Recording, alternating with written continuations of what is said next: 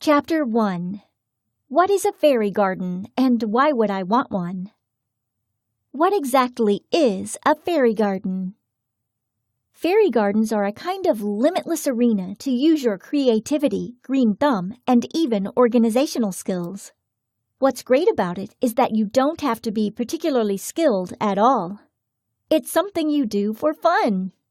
So, a typical fairy garden consists of a container with dirt, a variety of plants, typically real but can be artificial, a structure of some kind for the fairies, and various other fairy-sized items. These can be items such as a table and chairs, a pond, a playground, etc. This is something you make via planting, assembly, etc., and enjoy. It can be done alone as an adult, or can be done with children. It's a fun way to get anyone into gardening. It's whatever you want it to be, so you can't really mess it up. One thing to keep in mind, the word fairy is not as exclusive as some people tend to think. A lot of people picture stereotypically pretty, skinny girls with wings and flowery dresses when they think fairies.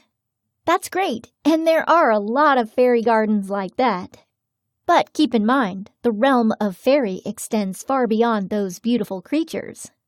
Your garden can also be based off goblins, gremlins, elves, mermaids, gnomes, and even dragons. I'm sure there are even more things I haven't thought of. So, don't assume your fairy garden has to be happy and pretty. You can have a scary garden full of fire-colored plants and dragons, maybe some swampy plants and goblins, or even a beach scene with mermaids and palm trees. What are they for? Well, they aren't exactly about the destination as much as they are about the journey, like many things. They are for fun, for enjoyment, and for whatever you want. I find it a relaxing and satisfying hobby.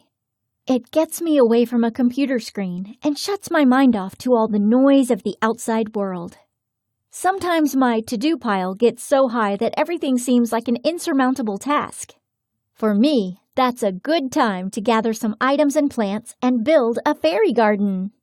After I'm done, I feel like I've created something, accomplished something, and worked off some of my negative energy. How can you be angry looking at adorable little plants and fairies? I've also used it as a way to learn about new plants. I'm a novice gardener. I enjoy it, but I lack experience and land. I do all my gardening in pots on my balcony. One day, I hope to have a yard. So, in the meantime, I experiment with new kinds of plants in my fairy gardens to see how well they fare in my climate zone. I can also see if I'm up for the care they require.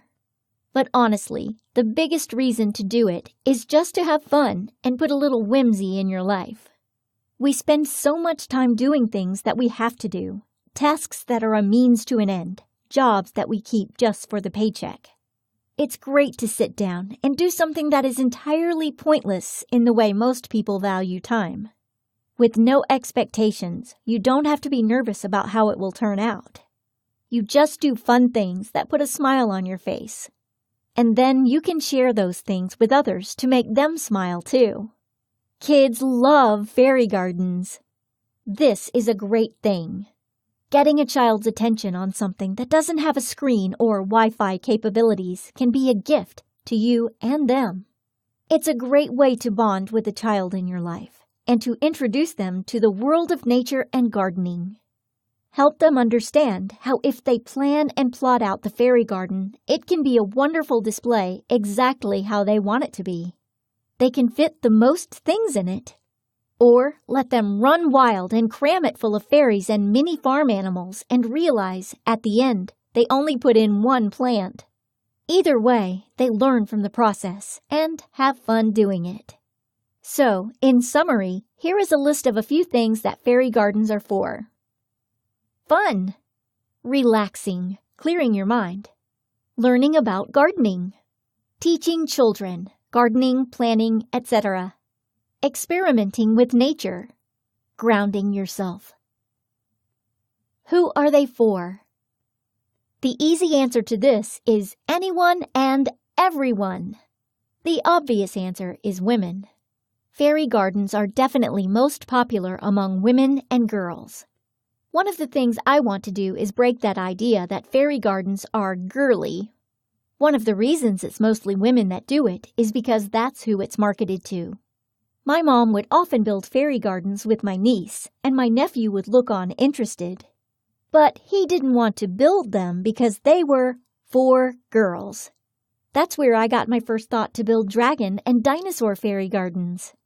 Since he had the idea that the fairies were for girls, but clearly seemed interested in arranging the gardens, I thought that would be a great idea. I set about building my first dinosaur garden and sent the pics for my nephew to see. Next time I saw him, I had a few dinosaurs for him to use in his own garden.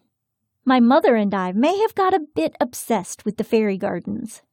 We posted so many pictures of them on social media that others started being interested as well. Our county fair is going to have a fairy garden exhibit section for the first time this year.